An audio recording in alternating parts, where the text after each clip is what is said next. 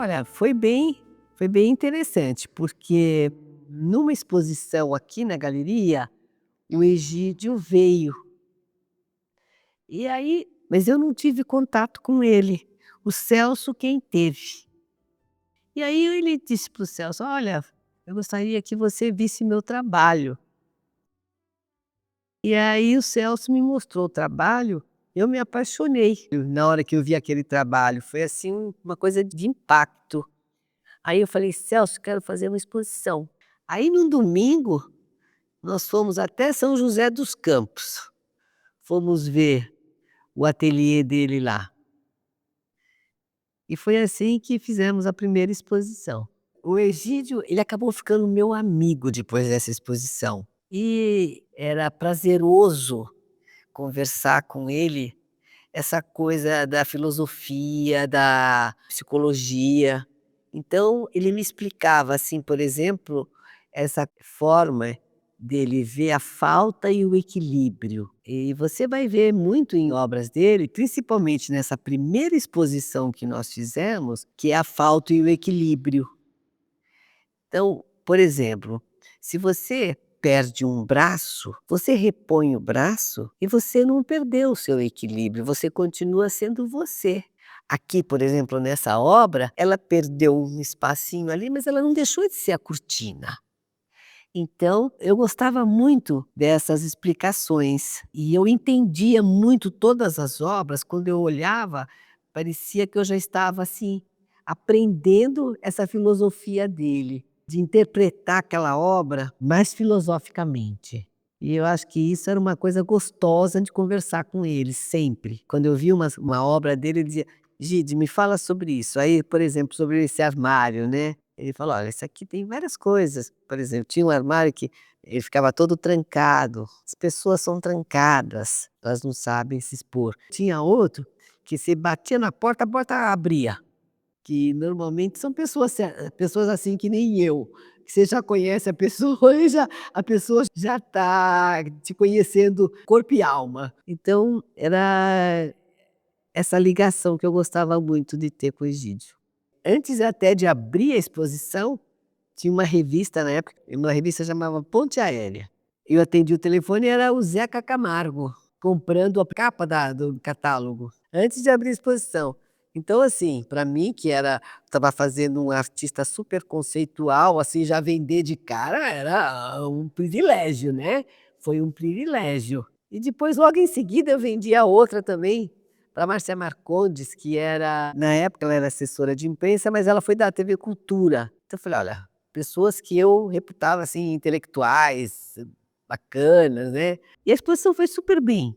Logo logo depois nós fomos para Arco, e foi também uma sensação muito agradável, porque eu levei uma obra, assim, bem intrigante, que era uma cadeira, dessa mesma série A Falta e o Equilíbrio, que faltava um pé e ele repôs um pé com um pé daqueles armários bem, ou uma cadeira bem convencional, é pata de leão.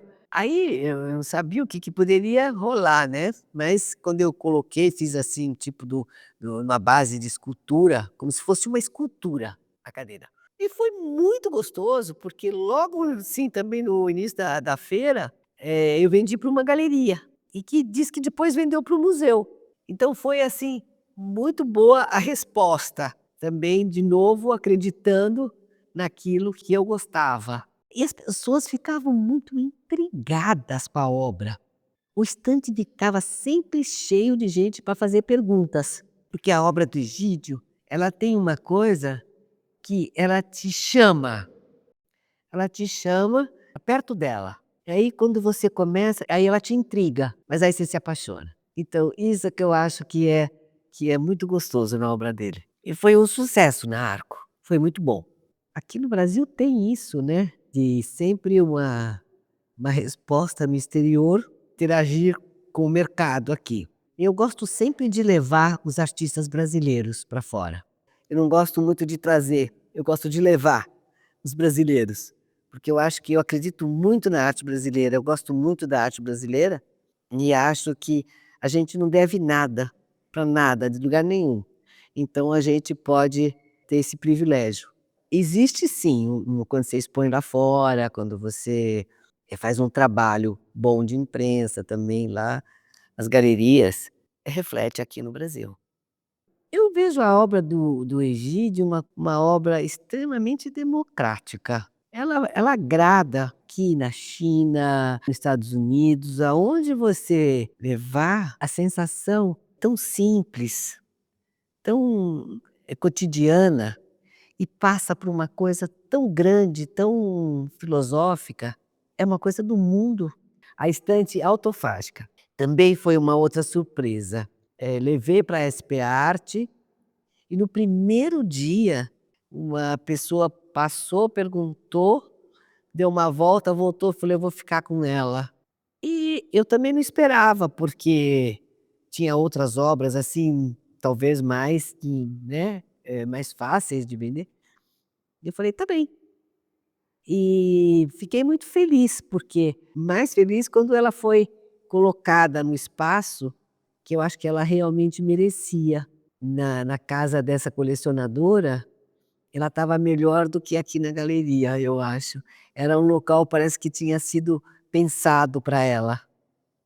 E a pessoa se apaixonou tanto pela obra, porque eram vários livros, e cada livro era pensado para uma situação diferente. Então tinha, por exemplo, um livro, eu me lembro bem de um livro todo feito de placas de rua, de vende-se, vende-se, aluga-se. Né, então eu perguntava para ele assim: "Gente, por que isso aqui todo de placa de vende-se, aluga-se?". "Porque é uma coisa difícil de vender". Ele tinha sempre umas coisas assim bem interessantes. Então, essa estante tinha, cada livro contava uma história. E do mesmo tempo que me deu pena em vender, me deu prazer em saber que ela foi para um lugar bem merecido.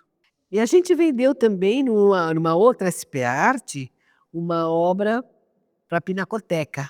Era um armário grande, cheio de ventiladores. Quando ligados, eles faziam um cinetismo praticamente. Era uma obra muito interessante, que também chamou muito atenção na SP Arte e foi vendida logo para a Pinacoteca.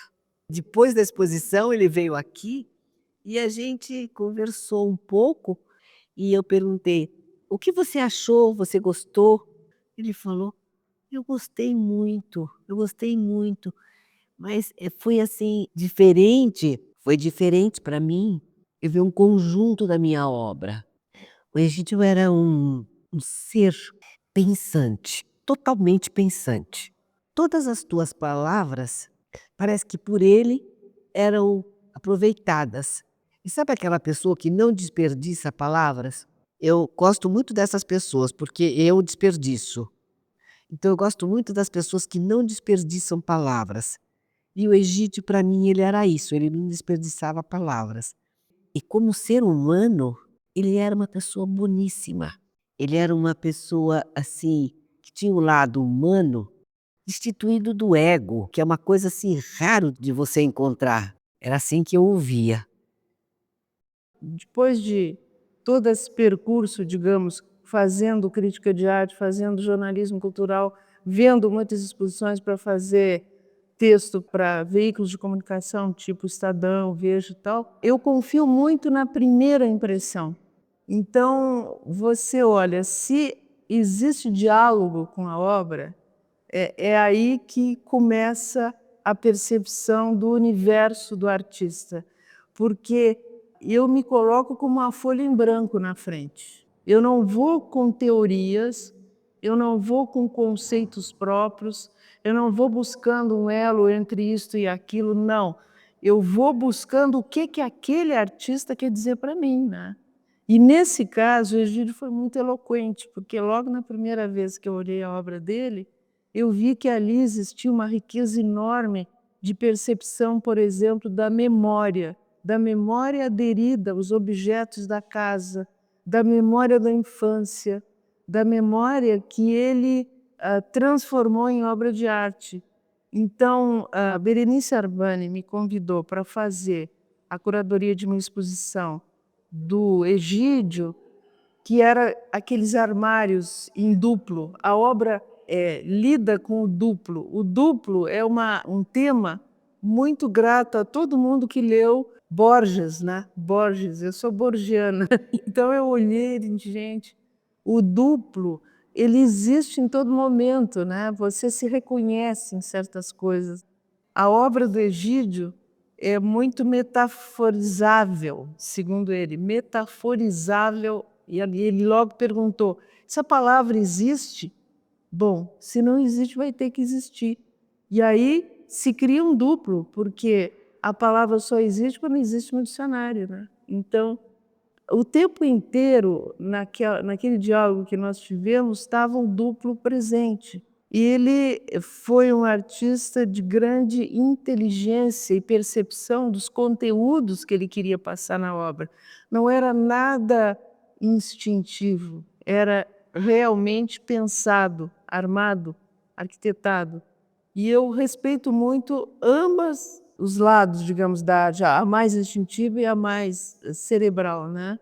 Mas o Egídio é mais cerebral e a gente observa isso, mas ao mesmo tempo isso não significa que ele seja muito seco, muito, né, na obra, não, porque a parte que ele lembra da infância é fantástica. Ele tem aqueles aviõezinhos de madeira que são belíssimos, porque remete imediatamente à criança brincando com o brinquedo que inventou. Então, a criatividade dele certamente começa na infância, quando ele inventa os brinquedos que ele vai brincar. E ele seguiu fazendo essas coisas. É muito encantador ver a presença da infância em certas obras dele, né? Depois, ele ficou um artista cada vez mais rigoroso com o assunto, e ele fez obras conceituais muito rigorosas mesmo, muito exatas, no ponto exato que tinha que tratar. Por exemplo, a obra Ângela que tem um ventilador e uma cadeira que ela está partida, né? E ela oscila. Então, é mais ou menos uma percepção do amor, né? Às vezes o amor está, às vezes ele não está, ele não registra direito, né? Você busca e encontra, mas depois desencontra. É fantástico, dá 1000 leituras ali. Então, eu acho que para quem escreve sobre arte, a obra do Egídio é um prato cheio, porque ele coloca uma série de elementos que a gente brinca em cima. E o público, evidentemente, quando está diante da obra, se coloca essas questões, né? Porque ele vai instigando a sua memória, vai instigando a sua vivência em diversas situações. Essa dos armários, inclusive, que foi a que eu fiz o texto e a curadoria para a Galeria da Berenice Arvani, ela é uma exposição muito bem focada. O duplo está presente tanto na percepção da família, do espaço que cada elemento da família cumpre naquele teatro familiar, e é bem irônico em certos momentos, é mais afetivo, tem um diapasão enorme de emoções que podem ser observadas ali, a partir de móveis, a partir de visitas que ele fazia a brechós, né, de móveis usados. Aí ele realmente obtinha aquela memória aderida que ele gosta, né? Eu falo sempre no presente quando é artista, porque artista não morre. Não sei quem falou isso, mas artista não morre, artista se encanta. Então, ele está no presente, o verbo no presente. E ele morreu cedo, inclusive, porque ele estava desenvolvimento, né? Um desenvolvimento do trabalho. Isso é realmente muito triste, né? Eu acho, porque ele já estava colhendo os frutos no exterior do esforço dele. E isso, para aquela época, era muito definidor, porque os anos 80 foi a década em que o Brasil se inscreveu no mercado de arte internacional. Década de 80 e década de 90. Começou nos anos 80 e teve maior destaque nos anos 90. Então, nos anos 90, realmente o Brasil passou a ter uma presença no circuito internacional. E isso era detectável nos principais eventos de arte, tipo Bienal de Veneza, tipo Documenta de Kassel. A Documenta de Kassel foi um sucesso tremendo de artistas brasileiros, em Bienal de Veneza, idem. Então, quando eu chegava com essa notícia no jornal, teve muito coleguinha que disse assim: você está dando uma patriotada. Eu digo: eu não sou do tipo que tão bem o Nelson Rodrigues definiu, né? O complexo de vira-latas. Não, este não é um país de vira-latas. Este é um país que tem uma arte desenvolvida com grande competência, adulta e conseguindo cada vez mais destaque no exterior.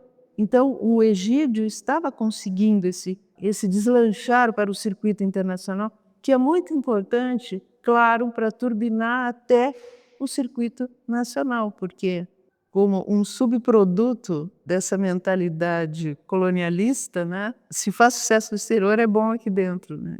Eu sempre fiz o contrário, mas, enfim, chegar aos mesmos resultados é importante, ou seja, valorizar a arte brasileira e valorizar a herança cultural deixada pelo Egídio é muito importante, especialmente quando existe o interesse de uma cidade em preservar a história dos seus artistas, como é o caso agora com a questão do acervo, né, municipal, preservar a obra do Egídio.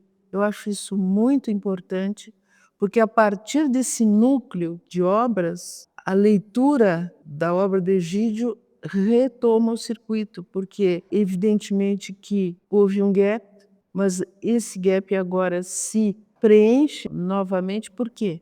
Porque a obra resiste, a obra é importante, a obra tem conteúdos que dialoga primeiro com a herança neoconcreta. É incrível, mas quando a gente olha aqueles livros dele, é uma riqueza enorme de percepções, porque, primeiro de tudo, dá até para dizer que a semelhança dos ready-made do Duchamp, ele faz o ready painting, porque ele pega a pintura já feita, não com a intenção de pintura artística, né, mas pintura de tapume, de obra, de caminhão, enfim, e ressignifica aquilo dentro de toda uma percepção de composição, de espaço, de cor, de ritmo, que aí sim, aí inscreve nas artes visuais. E essa leitura, ela é muito própria dele, porque eu acho que ele reúne tanto a herança internacional da arte, como o respeito à cultura brasileira popular, que aquele carinha que pintou, de repente, uma carroçaria de caminhão, se ele fizesse aquilo dentro de outro contexto, de repente seria percebido o gesto artístico ou, por vezes, apenas decorativo, porque é evidente que a maior parte é decorativo.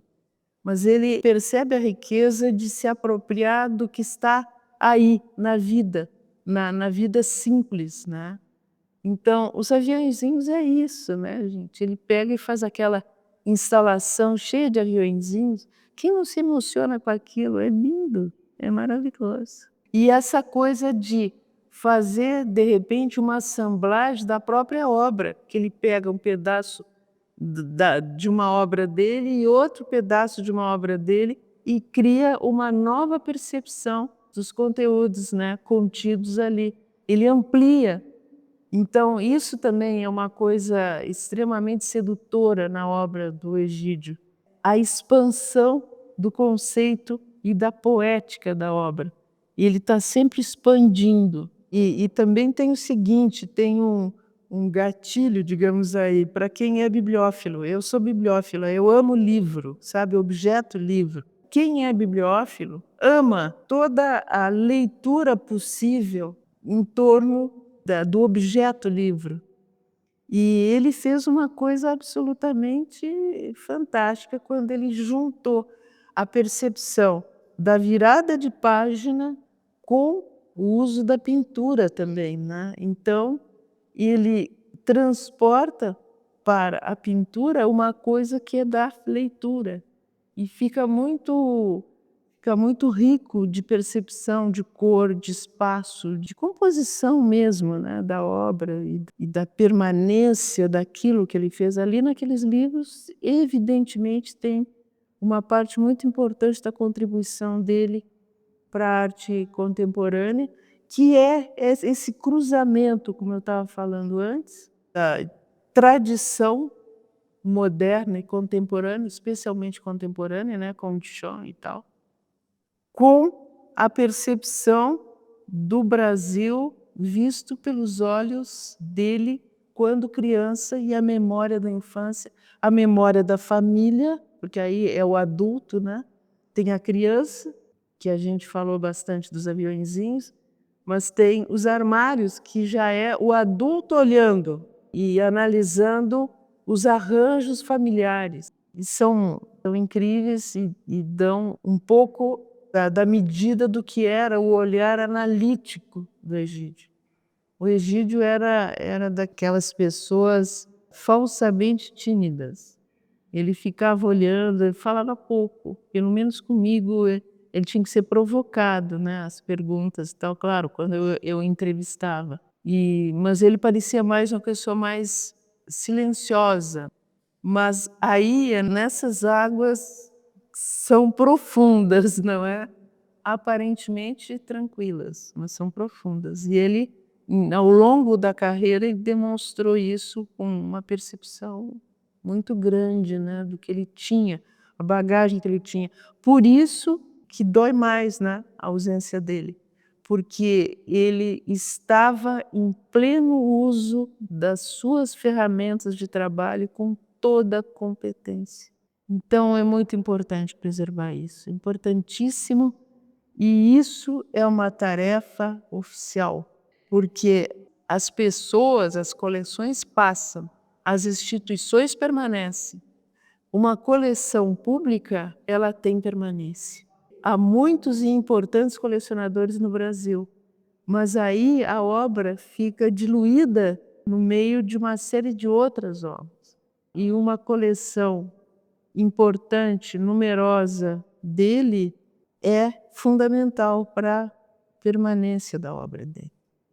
E tenho certeza que o mercado de arte vai saber honrar essa atitude, esse gesto político, de política cultural de primeiro nível. Isso é importante. Eu conheci o Egídio em 2003, aqui na Galeria Berenice Arvani. Um vernissage, ele se apresentou, disse que ele era artista e que ele gostaria que eu visitasse, se eu poderia visitar o ateliê dele. Perguntei onde era, né? Ele falou, é na esquina da Avenida São João com a Duque de Caxias, que é um lugar que eu frequento muito, porque eu morei ali na outra esquina durante 10 anos, é um lugar muito familiar. Eu falei, ótimo, vamos marcar, eu vou lá ver a sua produção. E chegando no ateliê, ele mostrou as fotografias das obras. E quando eu vi aquelas fotografias, eu já falei para ele assim, a exposição está pronta, Egídio, as obras são maravilhosas, são fantásticas, e você já fotografou tudo, então a gente pode entrar, começar a fazer o catálogo imediatamente e marcar a exposição. Enfim, esse foi o meu primeiro contato com o Egídio, né? O que me encantou nele foi a delicadeza, a simplicidade, né? E o fato dele ser um prodígio, porque toda a produção dele era muito consistente, estava tudo pronto, ele era muito profissional, né? Ele não deixava brecha nenhuma para o improviso, ele era muito coeso, coerente, muito generoso, muito democrático. Então esse foi o meu primeiro contato com ele. A gente manteve o contato durante toda a vida dele, toda a produção dele, né? Mas, enfim, foi esse primeiro contato, esse amor à primeira vista que nos manteve ligados. O que mais me impressiona na obra do Egídio é ele partir de um quase nada, de uma relação improvável entre dois objetos e ali criar todo um universo, né? São coisas opostas que dialogam. A Angélica, ela fala de razão e emoção, e eu falo de razão e poesia, porque ele coloca muitas possibilidades, muitas figuras de linguagem dentro da obra dele, né? Tem metáfora, tem hipérboles, tem ironias, né? E é uma obra que tem uma gramática muito rica. E essa gramática rica, ela aproxima as pessoas, ela faz com que as pessoas dialoguem com a obra, interajam com a obra, se identifiquem com ela, se divirtam com ela, né? É uma obra que ela é acessível, é uma obra que desperta a curiosidade das pessoas, é uma obra que ela é universal, ela é uma obra atemporal, né? O Egídio, ele produziu um pequeno corpo de obra, né, no pouco tempo, né, que ele esteve com a gente e que vai durar para sempre, porque vai sempre conversar, vai sempre ter um assunto a mais para tratar. Então é isso que me impressiona. E a obra do Egídio ainda, ela traz um outro diferencial, que é ela crescer com o tempo, né? Hoje você vê algumas coisas, daqui 10 anos, quando você tiver mais evoluído, você vai ver outras coisas. Então é uma obra que sempre enriquece. A obra do Egídio, ela dialoga com toda a história da arte, ela dialoga com o concretismo, ela dialoga com a literatura, ela dialoga com a psicologia, ela dialoga dentro da história da arte. O que me parece o diálogo mais evidente é com o dadaísmo, né? Essa reunião de objetos dessemelhantes, improváveis, é muito enriquecedora, né? Essa obra do Egídio me parece uma síntese quase absoluta do trabalho dele, né? Porque num primeiro momento o que a gente vê é uma cruz, né, que remeteria a um tipo de religiosidade, mas ao se aproximar a gente vê que essa cruz, a linha horizontal, ela não toca a linha vertical, elas estão em dois planos diferentes. Isso cria todo um outro conceito, porque ela trabalha com uma questão cinética da obra de arte, ela trabalha com uma sombra que é projetada e, dependendo da incidência da luz, essa sombra, ela não forma mais uma cruz, ela forma duas linhas, e ela suspensa nesse vazio, ela me remete à linha do Equador e a um meridiano do planeta. Então ela, para mim, ela é uma representação do mundo mesmo, da Terra, que por sua vez me remete novamente à religiosidade, né, ao Cristo que segura o mundo. Então a cruz aqui é como uma representação do próprio mundo, Cristo segurando esse mundo. E uma coisa que é totalmente cartesiana, que é uma linha vertical e uma linha horizontal, me remete ao globo, ao círculo. Aí eu percebo, né, a riqueza do Egídio. Ele me mostrar uma coisa totalmente diferente daquilo que ele está apresentando, né? Ele está me apresentando uma linha vertical e uma linha horizontal, e eu vejo ali o planeta. Então isso é emocionante, isso é o suprassumo do trabalho do artista, fazer você ver o que não existe ali, fazer você ir para outras dimensões, fazer você exercitar a poesia que existe em você. Então essa é a grande qualidade do Egídio. Ele trabalha com pequenos gestos, né, com pequenos movimentos, com sombras, com questões imateriais que normalmente você deixa passar despercebido, mas que estão ali e são fundamentais para a existência. Enfim, eu acho que a obra do Egídio, ela vai ser preservada pelos colecionadores, pelas pessoas que compraram, tiveram o privilégio de ter acesso à produção dele, uma obra dele, né?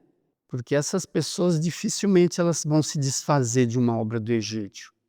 Porque é uma obra que ela é impactante, que ela vai ser impactante, e ela vai ser emocionante, e vai ser inspiradora daqui 10, 100 anos. Porque ela é cheia de humor também, né? E a gente precisa ter humor, né, nas nossas vidas. Então a obra do Egídio sempre vai ter esse diferencial, que vai fazer com que ela seja preservada.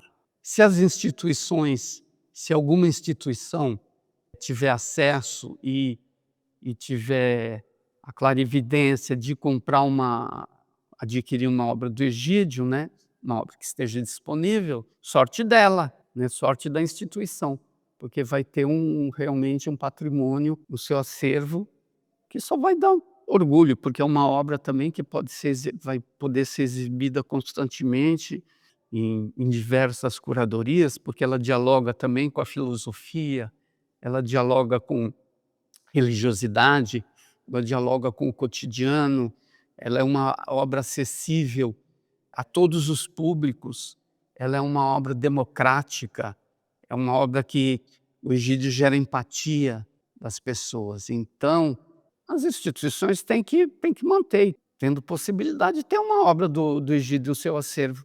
Mas o Egídio não faz diferença nenhuma. Para o Egídio já está cristalizado, né? Quem ganha com o Egídio hoje não é o Egídio, né? Quem ganha com o Egídio é a instituição, é o curador, é o colecionador, é o circuito de arte, é o mercado de arte. Então, para ele, tanto faz. Quem tem que correr atrás é a instituição, porque é só ela que vai ser beneficiada na medida que ela ter uma obra do Egídio. Enfim, um museu que tiver um corpo de obra mais consistente do Egídio, ele vai poder trabalhar com essa obra, com esse corpo de obra, indefinidamente. É uma obra que daqui 100 anos ela vai continuar fresca. É uma obra que daqui 1000 anos ela vai ainda gerar assunto, a população vai se identificar com o trabalho permanentemente. A produção do Egídio ela é muito adequada à arte-educação, à história da arte. Ela gera diálogo, ela gera fraternidade, ela gera solidariedade, ela gera discussão, ela gera debate, ela gera uma série de questões, ela gera humor, né? Piadas, ironias.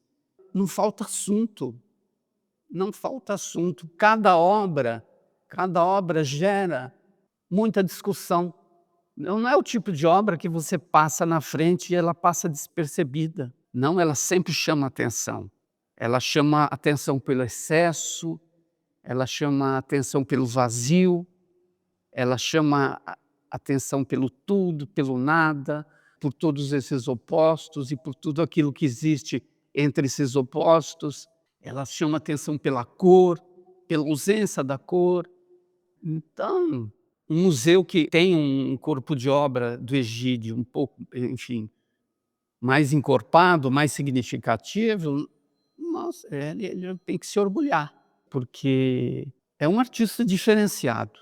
É um artista que se dedicou completamente, né, à produção artística dele, um artista rigoroso, um artista rico, cheio de informação. Sorte do museu que tiver um acervo do Egídio. Pinacoteca do Estado tem uma obra que é fundamental, né, na trajetória do Egídio, que são 20, 30 ventiladores presos dentro de um armário, né, que quando ligados transmitem uma sensação claustrofóbica. Aqueles ventiladores juntos dentro do armário, parece uma turbina de um avião, assim, decolando, não saindo do lugar. E esse armário fechado, com vidro, você passa na frente do armário e você não sente vento nenhum, é um desconforto, causam sensações tão múltiplas. É uma obra que está lá na Pinacoteca do Estado, né? Uma obra que pode ser exibida em qualquer contexto, em qualquer exposição. Ela pode ser exibida numa exposição de pintura, claramente, porque ela está falando de pintura, né? Quando aquelas hélices giram e desbotam, desfocam aquela paleta de cor. É uma obra emblemática, né, do Egídio. Teve exposta no Centro Cultural São Paulo, quando ele participou do programa de exposições. Então, e outras obras, né, muitas obras são realmente emblemáticas e consistentes e cheias de leituras e interpretações, né. A obra do Egídio, ela é absolutamente lúdica, né? Ela, como eu falei anteriormente, que ela tem esse apelo para a arte e educação, para a democracia, né? É uma obra que ela atrai muito público infantil. Mas por quê? Porque ela é democrática e ela atrai todo tipo de público. Então ela atrai o leigo e ela atrai o expert, né? Então, quem não gosta de ver um armário que simula uma biblioteca, mas quando você vê os livros são livros de cores, né? O que facilita ainda mais, né? Porque você já sabe aquela língua a priori. Então você não precisa ter nenhum conhecimento a priori para você ler aqueles livros. E você vai entender aqueles livros. Tenha você 6 meses de vida ou 90 anos de vida, né? Então, são livros totalmente acessíveis e que têm essa carga potente de empatia, né? De fraternidade, de ludicidade. Tem uma outra obra, que eu não lembro o título agora, que é um pátio com aviõezinhos de madeira, que são aviõezinhos feitos com gestos muito mínimos e limitados. É uma madeirinha vertical e 2 madeirinhas horizontais que formam um aviãozinho cromático, que remetem também à história da arte conceitual, a pintura francesa dos anos 70, são aviõezinhos meio desbotados, mas que são dispostos num quadrado.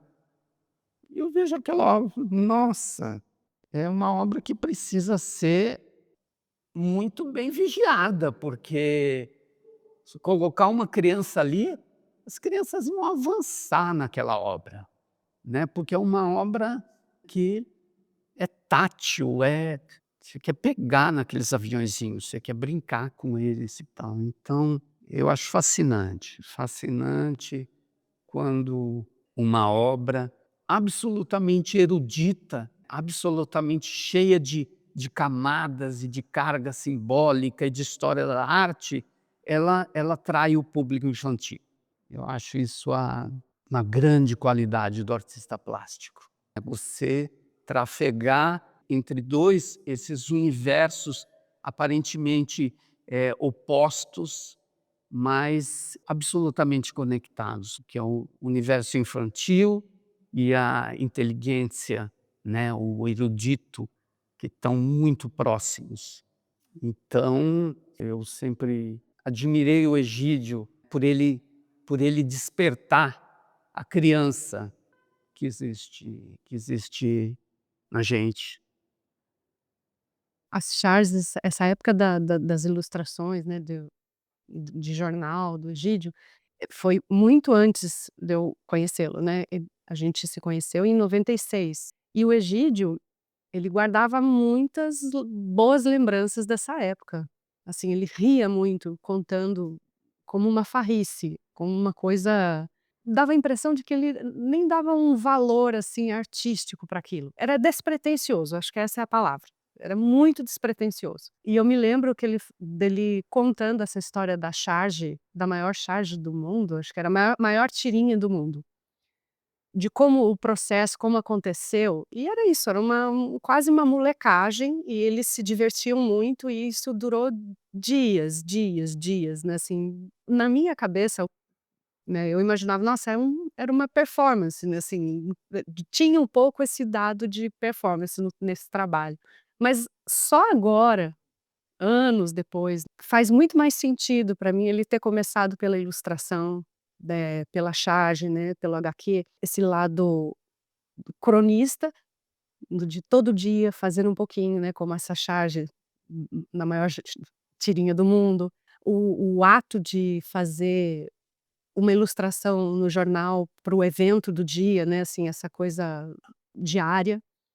Depois juntando isso, assim, acordar dele buscando as madeiras nas caçambas, tinha um processo de ir sempre nos mesmos lugares, na Peve, aqui em São José dos Campos, na caçamba, na esquina tal, lá em São Paulo, né. Tinha sempre um hábito de quase de pescador, de caça, né, e sempre fazendo no mesmo quase do mesmo jeito. Para mim faz muito sentido, e ainda junta esse dado do humor.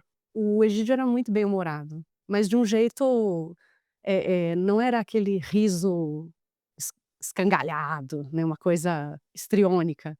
Era um humor refinado, assim, era ver no cotidiano, assim, uma coisa tirar a dramaticidade, e ir para o lugar sabe, assim, o humor te distancia, né, um pouco do drama, do dramalhão, da dor, né, assim, não ficar nesse registro da emoção, e sim no registro, acho que do refinamento, né, assim, e isso acho que era muito sensual, muito erótico, muito belo para ele, acho que essa, sabe, hoje para mim olhando para esse processo todo, assim, o humor fazia parte, né, assim, esse senso de humor dele. É óbvio que ele faria, né, assim, a maior tirinha do mundo, como um grande, assim, nossa, quase um Dom Quixote, vou fazer a maior tirinha do mundo. A gente não sabe se ia conseguir quanto tempo, né, eles queriam terminar, eu lembro dele falar que ele e os colegas queriam pegar aquele rolo de impressora, acho que de calculadora do Banco do Brasil, e ir tirando daquilo, né, assim, até o fim, terminar aquele rolo. Eu não sei se eles conseguiram, mas, assim, tinham esse propósito grandioso de fazer uma e é bem-humorado, né. Isso é muito bom. A nudez para ele, acho que tinha ele veio de uma formação religiosa católica, né, assim, uma moral muito certa, muito reta, né, muito rígida, né. Eh, ele é um homem que nasceu nos anos 60, pegou a ditadura, toda aquela educação, um ambiente mais conservador. E depois a juventude dele, a adolescência dele nos anos 80, que foi o oposto disso, né. E eu acho que talvez eram como se fossem 2 lados da vida que ele tinha, né, na família, os valores a origem dele e, por outro lado, o ambiente, São Paulo, as artes, né, como uma promessa de uma libertação que é muito idealizada, né. Mas talvez eu não acho que ele fizesse um nu como estudo de anatomia, mas claro que tinha, mas acho que é muito pretensioso pensar em estudo, acho que ele não tinha, ele era o Egídio era muito despretensioso, assim, tudo ele fazia com uma leveza, assim, ele tentava ser muito leve, parece ser muito pretensioso, mas não. E eu acho que ele queria se ver, sabe, se olhar. Ele tinha questões com o corpo muito sérias, né, a questão cardíaca, né, assim, é uma doença genética, né, que sentenciava a vida dele já muito jovem, com 18, 19, ele já sabia que tinha algo muito grave com ele. E ele tinha que cuidar da saúde dele. Então, Quando começaram a aparecer as cicatrizes no corpo dessas cirurgias, acho que isso foi um diálogo. A arte permitiu esse espaço de diálogo com esse corpo que veio de uma educação X, que se colocou no mundo, no universo libertador, de buscar sexualidade, liberdade, vida, né, assim, sem limites, né, dos anos 80. Onde é que está o Egídio nisso tudo, né? E eu acho que ele tinha, assim, um olhar muito erótico para a vida, muito sensual, acho que a palavra é sensual para a vida, né, assim, acho que a beleza estava na sensualidade. É uma mistura, no sentido jamais provocativo da nudez no trabalho dele, eu acho que ela tinha menos de enfrentamento e mais de voyeurismo, de uma espiadela, sabe, meio Marcel Duchamp, assim, eu acho que aliás, era um artista que ele amava, assim.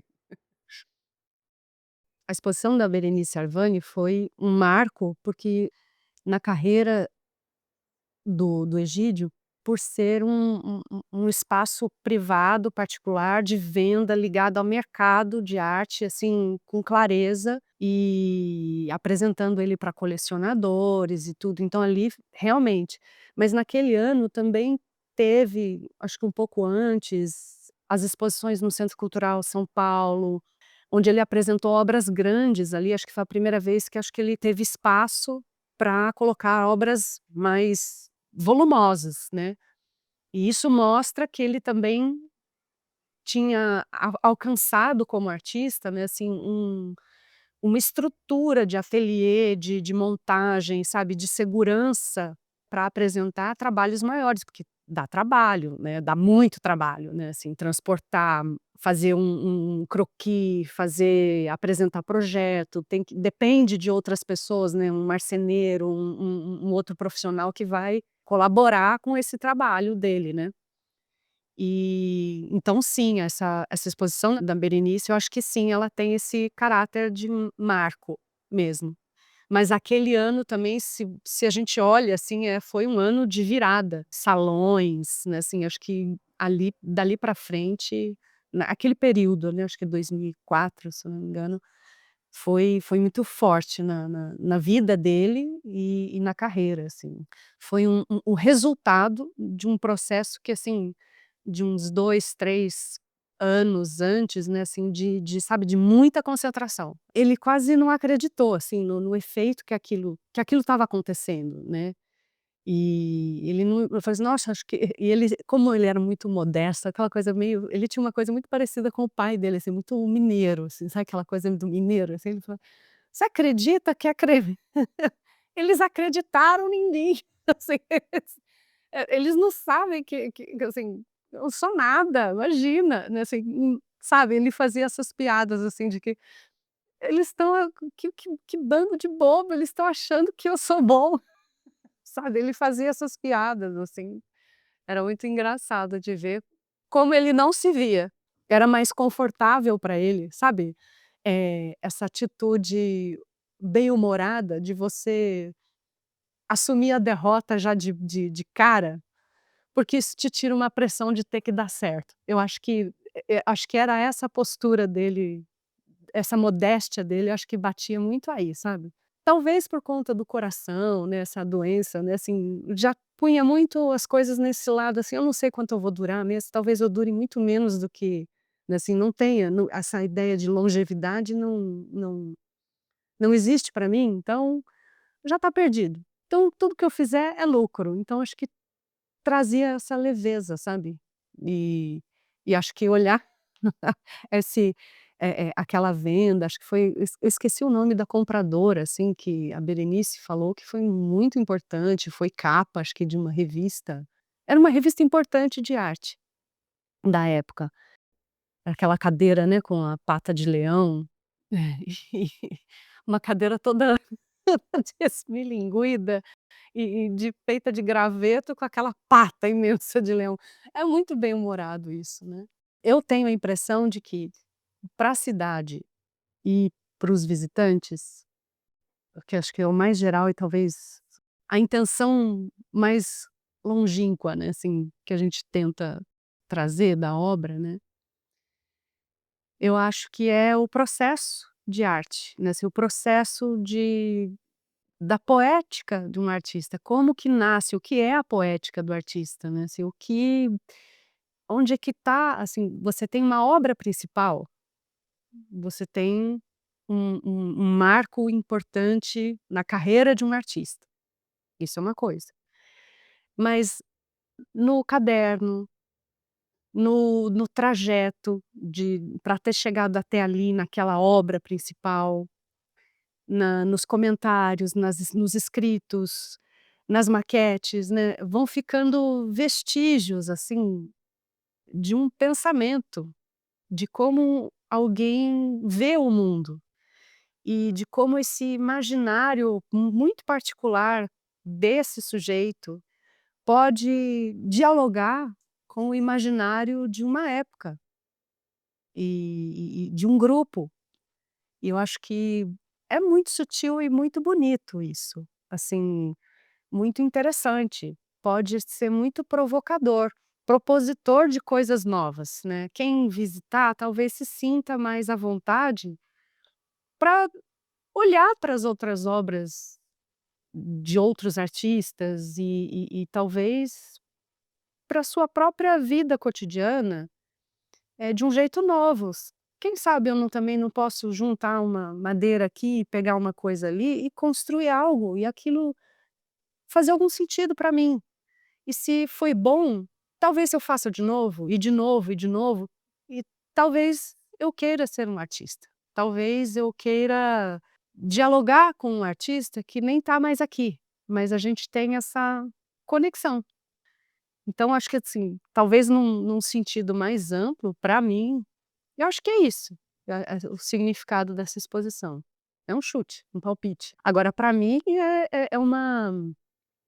é um grande alívio de lembrar que um dia, quando o Egídio estava mal, né, assim, do coração, já sabendo que: "Olha, não, a minha vida tá com o tempo dias contados", né, ele muito deprimido falar: "Quando eu morrer, eu quero que você jogue tudo fora".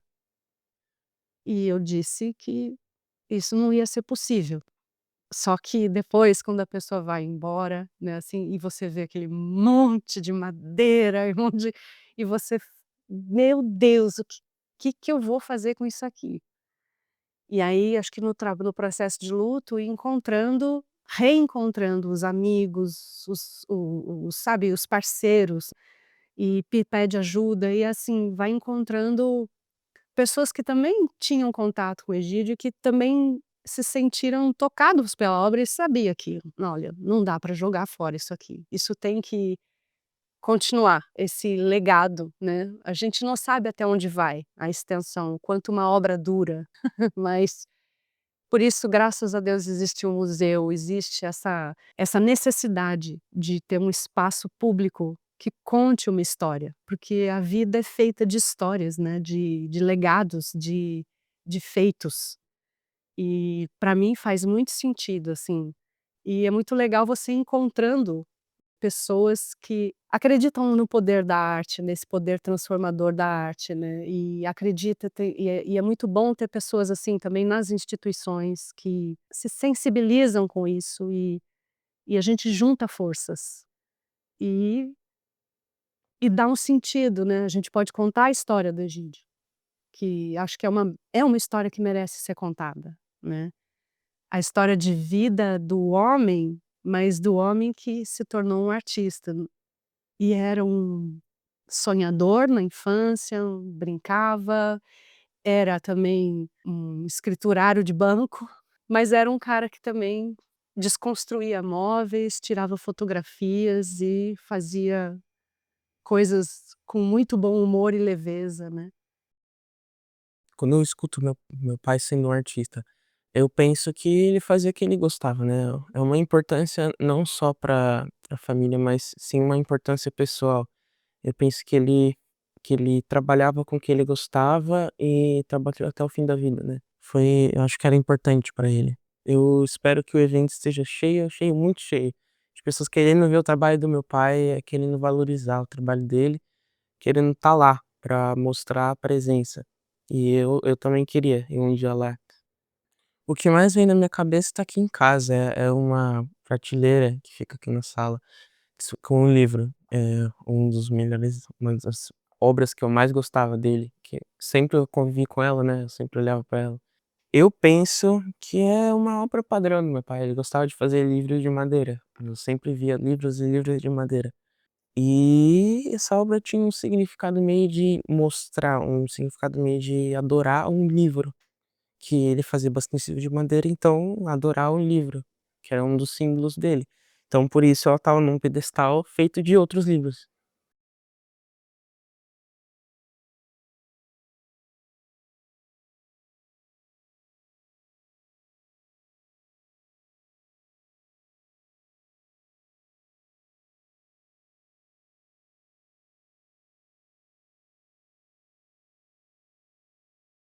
Por que que será que ele fazia os livros?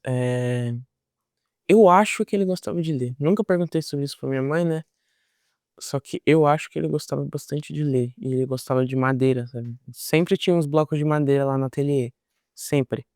E juntando lei com madeira, livro de madeira. Esse avião, quando eu era mais novo, eu brincava muito com ele e deixava de decoração no meu quarto. E sempre gostei muito dele, que meu pai usou rolamento de metal, né. Só que eu não entendi uma coisa, que ele usou um rolamento de metal que tem pouca fricção com madeira, então ele ia andar mesmo sem rolamento. 2 mensagens, uma para as crianças e uma em geral. Crianças não quebrem, para as outras pessoas, gostaria que divulgassem a obra nas redes sociais. Bem difícil, que gostaria de muitas formas, mas acho que o meu principal é como um ótimo pai, no tempo que ele ainda era pai, e também gostaria que se pudessem colocar um título para ele, seria o mestre das formas, que ele fazia todo quanto tipo de coisa. Eu adorava muito o ateliê, eu sempre gostava de ir lá, também porque eu e meu melhor amigo morava lá, então eu ficava no ateliê, ia pra casa do meu melhor amigo, voltava para o ateliê, e lá dentro do ateliê tinha muitas obras dele, né, eu gostava de ficar vendo, gostava de brincar também com o meu melhor amigo lá dentro. Então, o ateliê, por mais que fosse do meu pai, eu sentia que também era um espaço meu, porque lá aconteciam muitas das brincadeiras dos meus amigos.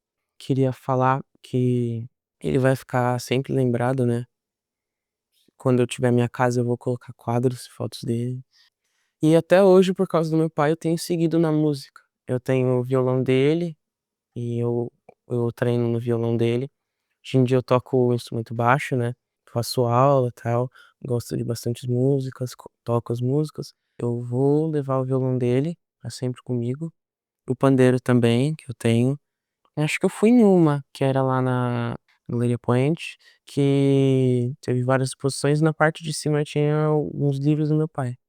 Por mais que eu tenha ficado pouco tempo nessa vida, né, com o meu pai, eu sinto que ele tá presente comigo até hoje. Sinto que ele me segue pra onde eu vou. Sinto que ele cuida de mim, né. Tenho uma sorte, né, mãe, uma sorte de não acontecer muitos acidentes comigo, porque eu sou descuidado na rua. E eu acho que é eles me salvando das coisas. Quando meu pai morreu, que já vai fazer 10 anos, eu estava com 30 anos e era um momento, bom, momento de fazer 30 anos, eu já morando em São Paulo, ele morando em São José. Na verdade, o meu momento da vida de estar mais estabelecido, enquanto ele estava num momento de novidade, até com a chegada do Felipe, o meu irmão. Então, acho que era um momento, até mesmo que ele de alguma forma estava revendo ou revivendo a paternidade, e isso também trazia questões no nosso relacionamento. Acho que a gente começou a se encontrar e conversar e fazer tudo de uma outra forma. Tanto que a última vez que eu tive com meu pai foi no aniversário do Felipe. O Felipe faz aniversário em novembro. Foi também, acho que menos de uma semana mais ou menos antes do meu pai falecer. E foi isso, assim, o último momento que eu tive com meu pai foi a família toda no aniversário do Felipe e depois só nós três, eu, meu pai e o Felipe, Passamos uma tarde antes dele me deixar na rodoviária para voltar para São Paulo, onde eu estava morando na época. E acho que isso marca muito esse momento, assim, desde a chegada do Felipe, nós nos encontrávamos muito e conversávamos muito, até de um outro patamar, menos pai e filho, mas dois adultos conversando. Acho que esse era um momento muito bom da nossa relação, quando ele nos deixou.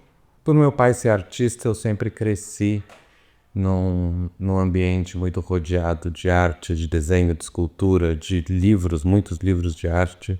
Acho que isso era uma coisa que instigou sempre a minha curiosidade, meu interesse por essas coisas. E as minhas memórias mais importantes, assim, do meu pai, ou de aprendizados em relação à arte, ou até formas de ver o mundo, coisas assim, vem de crescer muito no ateliê, onde ele trabalhava por muitos anos, o ateliê que ele ficou por mais tempo, que ele tinha ali em São José, onde eu ia para lá aos finais de semana também, passava o dia no ateliê, ele trabalhando nas obras, eu ia brincando, às vezes ele me dava uma argila para esculpir, um papel para pintar, para desenhar, e ele, acho que eu tinha essa curiosidade, mas ele alimentava essa curiosidade, então eu sempre perguntava o que ele estava fazendo, o que aquilo queria dizer, e o quanto aquilo era importante para ele, e eu ia entendendo, eu acho que aquilo ajudou muito a me formar a percepção de como que a arte pode ser uma forma de expressar qualquer coisa que tenha dentro de nós, ou alguma coisa que a gente observa do mundo. Eu acho que meu pai era uma pessoa muito calada, talvez às vezes, era uma pessoa que não falava tanto sobre sentimentos, ele não botava tanto para fora, pelo menos comigo, que era criança, adolescente, mais para adulto já um pouco menos. Mas aos poucos eu ia percebendo, e acho que ele me fazia perceber também, que ele expressava muito do que tinha dentro dele, ou muito do que ele via do mundo, a partir das obras dele. Acho que quando eu era criança eu lembro dele me incentivar também a fazer esse tipo de coisa, a desenhar muito, eu desenhava muito com ele. Então mesmo na época ele trabalhava no Banco do Brasil, quando eu era pequeno, eu lembro de ir algumas vezes com ele no banco, criança tem que ficar com o pai, e ele dava uns papéis e eu ficava desenhando, às vezes ele me ajudava. Ele foi ilustrador uma época, acho que quando eu era bem pequeno, e também antes de eu ter nascido, e ele sempre guardou muito essas ilustrações todas. Então eu desde criança eu via essas ilustrações e aquilo me inspirava a fazer desenhos. Então eu tenho desenhos e tirinhas e coisas assim que eu fazia que eu consigo ver claramente que tinha uma inspiração na obra que meu pai fazia. Então meu pai depois enveredou por outros caminhos de instalações e todo tipo de coisa, mas eu acho que as ilustrações, que foi uma coisa assim, um primeiro contato meu com a arte, do meu pai, aquilo me marcou muito. Eu lembro também que ele fazia parte de uns grupos, não sei exatamente como funcionava, de artistas no Vicente Aranha, em São José. Tiveram algumas exposições, eu lembro de uma que era sobre o Lobo da Estepe, que eu li, era um clube do livro, acho que eles liam um livro, depois cada um fazia uma obra baseada no livro. E ele fez uma obra, um quadro, acho que na época era um quadro, pintado com alguma frase do livro, alguma coisa assim. Eu não li o livro, não, era criança na época, não sabia. Mas eu lembro que eu fiz a mesma coisa, né? Eu estava lendo o livro do Éramos Seis, a novela da SBT que estava passando na época. E eu estava lendo esse livro e eu desenhei a Lola, que era a mãe da família, e coloquei uma frase do livro também. Muito, muito inspirado, muito baseado em ver o meu pai fazendo isso, e resolvi fazer algo igual. Então, acho que esse legado de crescer nesse ambiente artístico me ensinou muita coisa sobre arte, me ensinou muita coisa sobre me expressar e me ensinou muita coisa sobre o meu pai, com certeza. A minha percepção da obra e da trajetória artística dele, até mesmo do sucesso que ele pudesse estar fazendo, é muito difícil desvencilhar da minha visão como filho. Para mim, vendo desde pequeno, quando ele fazia uma exposição coletiva no Vicente Naranha, ali em São José, e ele indo para Madrid, por mais que não seja a mesma coisa, eu via nele um orgulho que era muito parecido de estar expondo suas obras para as outras pessoas, e eu interpretava isso como são todos sucessos, são todos momentos de grande reconhecimento da obra dele, seja numa exposição pequenininha, seja na ACO em Madrid. Eu na época também não tinha a consciência, não entendia exatamente a importância da SP Arte ou da ACO, essas coisas. Sabia pelo que ele contava, sabia pelos recortes de jornal, mas é isso, como filho eu sempre vi a realização dele se concretizando e parecia muito uma trajetória natural de tudo isso. Eu lembro muito especificamente de uma exposição que ele fez no Paço das Artes, em São Paulo, não sei se foi também 2005, 2006. Eu estava nos primeiros anos da faculdade, eu estudava ali na USP, o Paço das Artes era ali dentro da USP também. Fui na exposição, levei todos os meus amigos, foi um momento super importante ali. Eu lembro de ficar muito orgulhoso de levar meus amigos para ver as obras dele dentro dessa exposição. E depois eu fui embora com ele e a gente entrou numa discussão, porque eu estava também, começo da faculdade, eu estava naqueles anos de um pouco rebeldia. É uma visão do mundo de que você tem que largar tudo, você tem que parar de trabalhar no Banco do Brasil para poder se focar só na arte. Eu falava aquilo de um lugar de orgulho e de ver que ele estava fazendo uma coisa muito bem vista e bem recebida, e eu queria que ele fizesse só aquilo, porque aquilo era o que ele era bom e aquilo era o que dava realização para ele. E ele, muito pragmático, me explicava que não, que continuava trabalhando no Banco do Brasil porque aquilo trazia para ele uma estabilidade e que era necessário para ele poder fazer as artes. Eu lembro que essa virou uma discussão muito grande, muito longa, que acabou indo por muitos outros assuntos, mas é um momento que me marcou muito. Apesar dali na hora ter sido difícil, ter sido uma discussão forte e acalorada, hoje eu entendo principalmente o lado dele, de querer uma estabilidade para fazer arte. Eu fui fazer audiovisual e trabalhar com cinema e eu entendo essas questões de precisar de estabilidade. Mas também foi uma discussão que o que eu coloquei ali, talvez não da melhor forma na época, era um orgulho de estar impressionado com o trabalho que ele fazia e quanto aquilo realizava ele, quanto aquilo deixava ele feliz. Então, as exposições são, obviamente, muito marcantes, as viagens e as obras em si, mas o que pontua, o que fica muito na minha memória são os momentos pessoais que a gente tinha por causa de cada uma dessas obras, dessas exposições.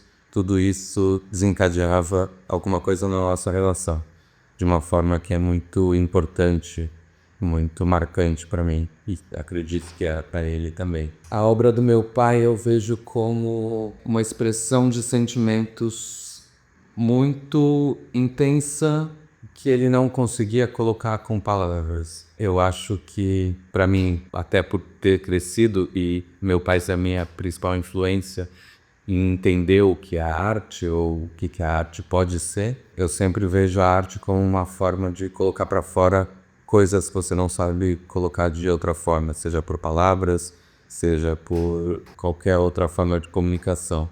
Essa expressão de um sentimento muito interno era a arte dele, eu acho que, ou pelo menos a arte dele que me marcava. Tem algumas obras, algumas coisas que as que mais me marcaram, as que eu mais me lembro, são muito conectadas com os sentimentos dele, os sentimentos mais duros, os sentimentos pessoais. Depois que ele morreu, eu e a Tamara fizemos uma divisão de várias coisas. Algumas coisas que ficaram comigo são com os livros. São livros que ele fazia anotações, quase que diários artísticos. Coisas que eu só fui ler depois que ele tinha morrido também, acho que já adulto. E vendo aqui tem coisas fala muito sobre o coração. Ele sempre teve um problema do coração, que foi o que acabou... Foi como ele acabou morrendo. Então isso sempre foi muito presente na obra dele, principalmente nas obras mais íntimas, ou nos diários, ou nos cadernos de estudos, esse tipo de coisa. E o que eu vejo principalmente como a obra dele são são essas obras mais sentimentais, mais internalizadas.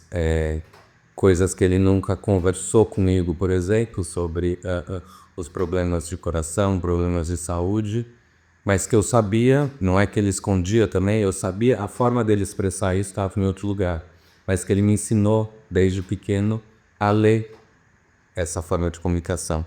Então, por mais que ele não me falasse, olha, eu tenho muita preocupação com a minha saúde, com o meu coração, ele colocava isso numa obra e ele me ensinava a olhar para essa obra e entender. Então, para mim, a obra dele é uma forma de comunicação, como as palavras ou qualquer outra coisa assim. Eu acho que a gente vive hoje num mundo e num momento em que a memória, principalmente a memória artística e cultural, está sendo muito destruída, muito atacada e muito ignorada também. Quando não é ignorada, ela é ativamente destruída e atacada. Então, é algo muito preocupante e muito importante, assim, para mim pessoalmente, acho que a Tamara também tem essa visão muito clara de que tudo é importante, tudo é repertório, tudo é parte do mundo, de tudo que foi construído. Meu pai foi um artista muito bom, na minha opinião, e muito importante também, de São José dos Campos, de Caçapava, e eu acho incrível que o museu receba essas obras e consiga arquivar, guardar e eventualmente expor e trazer novas pessoas para conhecerem. Isso é uma coisa que meu pai me ensinou, uma coisa que eu levo para sempre, que eu tenho hoje com muita importância, que é o repertório. Tudo que existe, tudo que você vê, tudo que você conhece, tudo que você lê, tudo que você ouve, te acrescenta mais repertório. E isso você vai colocar tudo para dentro, digerir aquilo, transformar e vai colocar uma coisa para fora. E eu acho que isso é importante no mundo, é importante manter esses repertórios, é importante acessar todo esse tipo de coisa. Também ficar um museu que é um acervo enorme e não colocar ele para rodar, não colocar ele para ser visto, é bom por uma parte, mas falta o acesso. Eu acho que o acesso à arte, o acesso à cultura são acesso à história. Meu pai fez parte da história das artes plásticas em São José. Eu acho que isso tem que ser acessível para todos, não só para quem quer trabalhar com artes plásticas, para quem quer estudar artes plásticas, porque eu acho que é importante todo mundo que vai fazer qualquer coisa conhecer o que já foi feito antes, para se inspirar, para aprender ou até mesmo para não gostar e querer subverter. Meu pai sempre teve muito isso também, sempre foi muito de guardar as coisas e compartilhar. Uma coisa que eu vivo em Portugal hoje, quando eu tinha meus 20 anos, meu pai me deu de presente toda a coleção de revistas em quadrinhos dele. Marvel, DC, super-heróis e tal, que era uma coisa que eu lia desde pequeno, porque ele tinha muitas e eu fui aumentando essa coleção. Mas era uma coleção enorme que quando eu me mudei para cá, minha ideia era trazer tudo aquilo para cá, mas era muito peso, né? Livros e revistas, é tudo muito pesado, e resolvi doar tudo para uma gibiteca pública em São Paulo. E pensando nisso, me dava muita dor porque aquilo eram coisas que meu pai tinha desde antes de eu nascer. Ele sempre guardou tudo, mas eu acho que o ato de doar aquilo, nem vender, nem guardar só para mim, revistas que eu já tinha lido muitas e muitas outras vezes, é importante, é uma parte do legado, da forma de ver o mundo que meu pai me deixou. Acho que ele sempre quis compartilhar, por mais que a arte fosse para ele uma coisa muito íntima, muito interna, ele também queria compartilhar, ele sempre quis que isso fosse de acesso de todos. E acredito que ele me ensinou muito isso também. Para mim é uma questão muito importante pessoalmente e acredito que socialmente, o acesso à cultura, o arquivamento e todo tipo de cuidado que se tenha com o que já passou. Acredito que isso é um legado dele que ficou bastante para mim. Eu acho que a obra do meu pai tem muitas formas de ser interpretadas, assim. O que você sente quando você vê uma obra é muito íntimo e muito pessoal, como é muito íntimo e muito pessoal para o artista que criou. O que eu vejo das obras do meu pai é o que eu entendo que era o que estava passando na cabeça dele. Talvez nem seja exatamente isso, mas eu acho que muita coisa é bem próximo. Mas as pessoas que vão ver as obras e não conhecem ele vão se conectar com o sentimento, com o humor, com a intencionalidade daquela obra. As obras dele têm muitas coisas muito contrastantes, é o pesado com o leve, é o ferro com a madeira, os livros que são de papel, mas na verdade são de madeira. Tem as madeiras de muitos tipos diferentes misturados. Eu acho que tem ali nessa obra um turbilhão de emoções que sai para fora ao mesmo tempo. E ao apreciar, ao analisar uma obra dessas, eu acho que cada um vai sentir o seu próprio turbilhão de emoções. Como eu sinto o meu, mas assim, intrinsecamente conectado às emoções que eu imagino que meu pai estava sentindo ou sentia nos momentos e nas fases da vida que ele fazia aquela obra. Eu fico feliz que muita gente possa ter acesso, possa revisitar ou possa visitar pela primeira vez, conhecer as obras do meu pai. Um legado que tem que permanecer. Acho que foi importante para nós doar para o Museu da Cidade. Eu não teria como cuidar de um acervo desses, a Tamara também não. É muito importante continuar passando, transmitindo e compartilhando essas obras e qualquer sentimento que venha contido dentro delas. Bom, para resumir meu pai em uma frase, como pessoa, como artista, é muito complexo, mas por mais que isso seja um pouco anacrônico, eu diria que sentimental. Meu pai, ele era uma pessoa mais séria, apesar de ter um ótimo senso de humor e ter me ensinado muito e me apresentado muita coisa, principalmente de humor. Ele era uma pessoa muito séria, com um semblante muito sério, muito quieto, tímido até, mas o que a obra dele mostra é que, na verdade, ele era uma pessoa muito sentimental. E eu conseguia entender isso ao estar presente enquanto ele fazia as obras dele, em ver tudo que ele fez, tudo que ele estudava, tudo que ele planejava, tudo que ele... as diversas coisas que ele fazia antes de chegar na obra final. Eu via que aquilo que ele estava botando para fora era muito sentimento. Então, por mais que quem tenha conhecido ele, aquele homem um pouco mais sério, um pouco mais reservado, tanto a obra dele quanto ele, eu acho que é muito sentimental.